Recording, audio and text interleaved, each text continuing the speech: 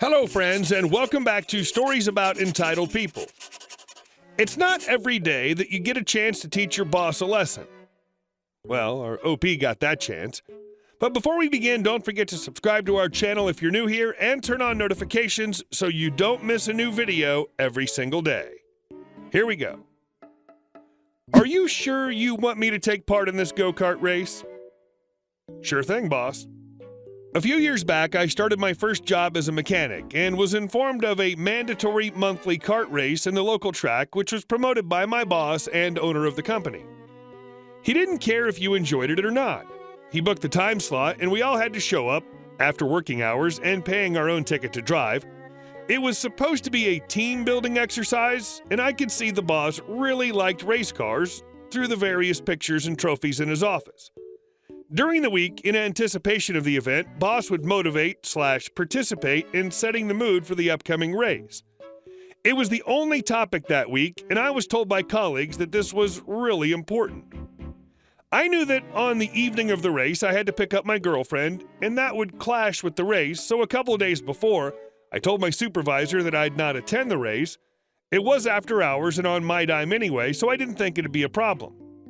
Some 20 minutes later, I'm summoned to the boss's office, and he's not looking happy. He tells me that building the team spirit is one of his priorities and that I'm new there, so I needed to give a lot of focus to this monthly event if I was going to keep working there, because it was part of the core culture of the company. I really needed the job, so I just said, "Sure thing, boss." On the evening of the event, I drive to the kart track, and upon arrival, I see my colleagues all in jeans and t-shirts and my boss in full ballerina attire. He had racing overalls, racing boots, gloves, even a custom helmet. It dawned on me the reason for the event and why so much attention was given to it. Kart racing was his thing. With about 15 racers, I asked to start dead last. Boss man listens to me talking and intervenes in front of everyone that we were there to race and not just drive around slowly. Up until that point, I wasn't really paying much attention, but I decided to comply and show how much the core corporate culture was important to me. Starting from last, I proceeded to overtake all other karts, including boss man on the outside of a fast corner. Overtaking on the outside is often seen as a bold, arrogant move.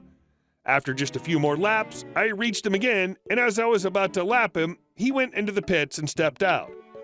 I duly won the race, and as I left the track into the bar, the real team-building event, somebody tells me that the boss had left. At the bar, the topic of the evening was how I'd outraced everyone and how the boss, who'd won all races since ever, was livid with my performance. Too bad for him.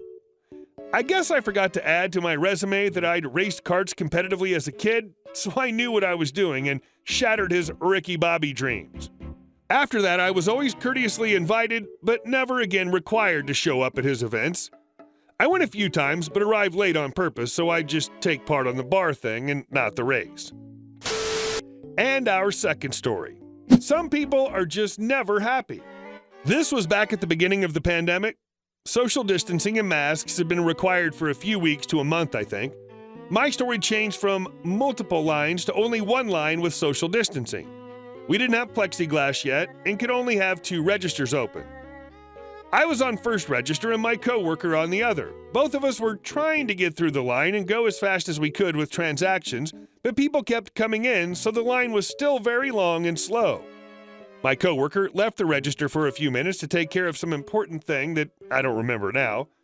It was just us 2 and the managers. All the managers were busy. By the time the customer got to my line, it looked like I was the only person working, so like any normal human being would do, he yelled at me for being slow. He complained for 5 minutes about the line being too long and too slow. He kept saying he knew I was trying, but it was still unacceptable. Now I'm not the slowest cashier, I'm pretty fast, and I get most people in and out if they're willing. He was not willing. The irony of him complaining about me wasting time with each customer at the register and holding the line up, while he was wasting time and holding the line up to complain about it. It still frustrates me. He took so long yelling at me and kept going even after multiple apologies and thanking him for his patience that I started scanning his items while listening to him ramble. When he finally stopped ranting, I asked him if he had a rewards number. There were problems with his rewards number, and it took a few minutes of back and forth with it. Basically, he was missing information for his account. Without going into too much detail, he mumbled a lot, so I needed him to repeat himself a couple of times, and he ended up saying the famous line, "I've been coming here for 17 years and pay good money here." Which was weird, because I'd worked there for almost a year at that point in time and never saw him once. And if he truly had been a regular at any of our stores, there wouldn't have been any missing information on his account. After finally fixing his rewards account so he could get like $3 saved, he glared into my soul and said, "See, you did something wrong," and left. My coworker returned, and I called the next person in line. The next person was so sweet, she said so many nice things, like that the previous guy was a jerk and that she wanted to let me know that I did a great job. That's when I couldn't hold back the tears in my eyes. I had my coworker cover for me and had a power cry in the break room for about 2 minutes. I got back to work and pretended nothing had ever happened. I'm still working there and have never seen that guy return. It's funny how people who are always in a hurry and whose time is more valuable than anyone else's can still waste 5, 10, 30, or 60 minutes just to whine and complain about people who don't get paid nearly enough to listen to grown people throw temper tantrums. And our last story. Beggar is furious when her parents sell their house that she planned to inherit. Our friend Carl, C., stayed with us for 2 weeks. Then we went to meet his wife, Tiffany, T., to talk about things. When he left our place, he was planning to break up, but ended up staying the night and rang my husband the next day to say he decided to try and work things out with her. About a week later, my husband and C caught up for a beer, and C told him he found out she'd opened up a personal bank account under her name without his knowledge and had been putting money aside. She confessed this to him. The $35K payment to the architect was actually to her own account. She did pay for plans, but he had no idea what the amount was, as he doesn't have access to this account. I'm suspecting it was far less than she claimed. He got upset at this deceit, obviously. He worked out that there was just over $45,000 that had been transferred out over a couple of years, but she managed to convince him that she'd secretly been saving to buy him his dream car. He may have gotten this idea from another friend who did this for her boyfriend and bought him a motorbike for his 40th with a secret account. So he believed it. I'd bet money that no car comes from this. Anyway, so now he's saying he understands why she's so pissed, etc., because she feels connected to the home and is basically on her side. But C's brother is a corporate lawyer and basically told him he's dreaming if they think that they have a claim on the house.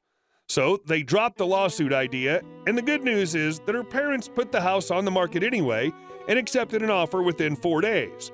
They still have their kids enrolled in the school and are planning to commute back and forth. She's now saying this was always the plan. Insert eye roll. She's still getting the cash gift from it, but her parents told her to pull her head in or she'll get nothing. So that's that. We're also back to very little contact with C because T believes we're a bad influence on him and not supportive of their relationship. So it's pretty sad for us, but I guess he's happy, so I wish him the best. Well, this fine example is just blown up with our friends over the weekend. My husband's former best friend married several years ago, and it's safe to say their relationship is very toxic. She's very selfish and manipulative, so although we're still friends, he has no close friends anymore and can't go to anywhere or see anyone without her. Anyway, ever since we've known her, she's been telling everyone about her parents' lovely home in a very pricey part of town overlooking the river. She grew up there with her brother and moved out at 22. She's in her 30s now, but is always there visiting her parents with her kids. The parents aren't very well. Both have health problems and are in their late 60s and 70s. A few months ago, we had dinner at their place, and they showed us some blueprints for a renovation they were planning on her parents' house. I thought it was odd, but assumed they were helping her parents out, as they wouldn't have a clue on how to plan a reno. Fast forward to this weekend, and our friend turns up at our place saying they've had a massive fight because her parents had announced to the family that they were selling up and moving to a property in the country to focus on their health. They offered each of their children a $30K cash gift from the sale of the house. This was at a family dinner, and instead of being grateful for the gift, it turned into a shouting match with Beggar storming out.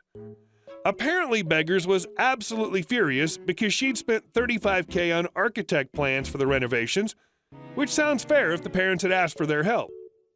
However, it turns out neither her parents nor her brother had any idea about the renovation plans. This was her own plans based on her assumption that when her parents died, apparently she thought that wasn't far off, she would be the sole heir of the house. She obviously didn't think her brother would be entitled to anything. In addition to this, she'd already enrolled their kids into a prestigious school close by the parents' house and paid almost $5,000 in advance fees. They start school in 2 years, which is not refundable.